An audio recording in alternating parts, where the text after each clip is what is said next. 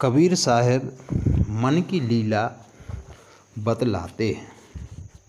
कहते हैं, हे पंडितों, आप लोग विधा और सदाचार संपन्न होने से विचारशील हैं, इसलिए समाहित चित्त होकर इस मन के स्वरूप को खूब समझ लीजिए, जिससे कि आप मन रूपी नदी में ना बह सकें। यह मन रूपी नदी किसी समय कार्य में सफलता होने से तो दृढ़ गृत उत्साह तथा नाना आशा रूप जल से भर जाती है एवं किसी समय बार बार असफलता होने से उस नदी का अपार मनोरथ जल जहाँ का तहाँ लीन हो जाता है। मन की धारा में बहते हुए लोगों की घटनाएं सुनिए। ये लोग कभी तो ऊबे जल के ऊपर आ जाते हैं और थोड़ी ही देर में फिर डूब जाते हैं एवं कभी कभी तो उक्त लोगों की विकल्प नदी ओगाह यानी अथाह हो जाती है। योग्य उपाय देख पड़ने से मनुष्य उछलने लगता है तथा असहाय होने से चिंता में डूब जाता है एवं कभी कभी तो चिंता ऐसी बढ़ती है कि वह समुद्र ही बन जाती है।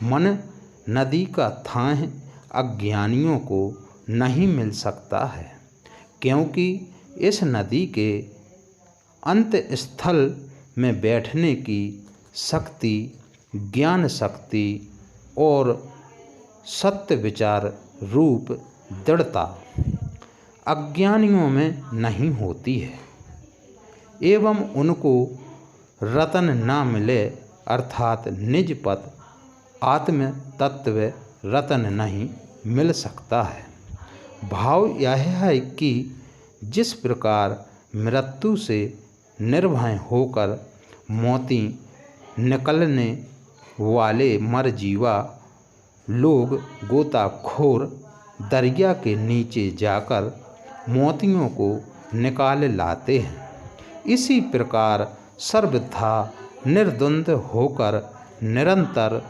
दीर्घ काल और अत्यंत ही आदरपूर्वक आत्मविचार में निमग्न रहने वाले ज्ञानी पुरुष ही आत्म तत्व रूपी रतन को ले सकते हैं। इस आत्मा को चंचल चित्त वाले दुर्लभ हृदय के पुरुष नहीं प्राप्त कर सकते हैं, क्योंकि जिन खोजा तिन पाइयाँ गहरे पानी बैठ और मैं बोरी डूबन डरी रही किनारे बैठ। देखा जाए तो यह मन नदी नहीं है, क्योंकि नदी तो दूसरी जगह से आए हुए पानी से बढ़ती है और बहती है, परंतु यह मन नदी तो स्वयं सांसारी के अर्थात नाना संकल्प और विकल्पों से झरझर के बहती रहती है। इसके संकल्प और विकल्पों का प्रभाव कभी नहीं रुकता है। इस मन नदी में काम, क्रोध और राग बड़े बड़े मत्स्य भारी मछलियाँ सदैव तैरते रहते हैं। वे मारने में नहीं आते, क्योंकि केवट रहे तीर ज्ञान रूपी केवट यानी मल्लाह धीमर सदैव इस मन रूपी नदी के किनारे पर ही बैठा रहता है। जल में बैठने से मल्लाह अपने जाल से मछलियों को मार सकता है। भाव यह है कि हृदय में ज्ञान का संचार प्रवेश होने से ही कामादिक विकार नष्ट हो सकते हैं। अब मन की कल्पनाओं का वर्णन करते हैं। योग उपासना करने वाले सब प्रकार के योगी अपने अपने गुरुओं की दीक्षा प्रणाली के अनुसार पिंड तथा ब्रह्मांड में चतुर्दल नाना कमलों की तथा नाना प्रकार के लोकों और द्वीपों की कल्पना करके उन्हें कल्पित लोकों में सदैव संयम, धारणा, ध्यान और समाधि किया करते हैं। संयम यानी योग दर्शन। इस प्रकार निरंतर अभ्यास के करने से संकल्पों की स्थिरता एवं दृढ़ता के कारण मन से कल्पित तथा गंधर्व नगर के समान प्रीति मात्र नाना प्रकार के लोकों का आभास यानी स्वप्नवत तथा तंडित बिजली प्रकाशवत उनको अभ्यास काल में भास जाता है। ये सब मिथ्या ही है। इस बात को बताते हैं कि पोह कर नहीं बंधत तहाँ घाट। यह ब्रह्मांड पोह कर यानी तालाब नहीं है जिसमें घाट तथा सीढ़ियाँ बन सकें एवं नाना प्रकार की कमल लताएं लग सकें।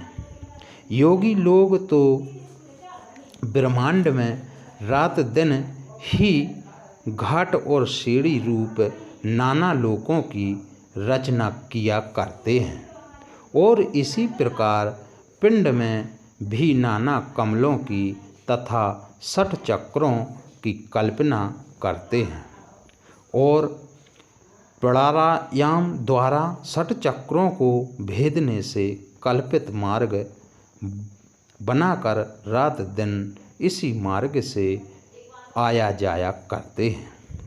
तो कबीर साहब कहते हैं कि इन अज्ञानियों के मन को वंचक गुरुओं ने यह केवल धोखा दिया है। इन सब विडंबनाओं से मुक्ति कदापि नहीं मिल सकती है। यह मन तो जहाँ का तहाँ संसार में ही बैठा हुआ है, क्योंकि लोक और दीप तो इसी के बनाए हुए घर हैं। अतः इन कल्पित लोकों दिक से पेट नहीं भर सकता। कुछ सच्चे साधन यानी ज्ञान दिक प्राप्त करने चाहिए जिनसे कि निज पद मिल सके। इन अज्ञानियों के मन का काम तो इस कहावत के अनुसार है कि बैठा रहे चला चाहे चौक। ये लोग चाहते हैं कि हमको सहज ही मुक्ति मिल जाए, पर सहज मुक्ति नहीं मिल सकती है, क्योंकि नाना कर्मों से क्रियाकलापों से अनहद में उलझ जाने से अनुभव ज्ञान कर लेने से मुक्ति नहीं मिलती है। मुक्ति केवल आत्मज्ञान से निज स्वरूप चैतन्य से मुक्ति मिलती है।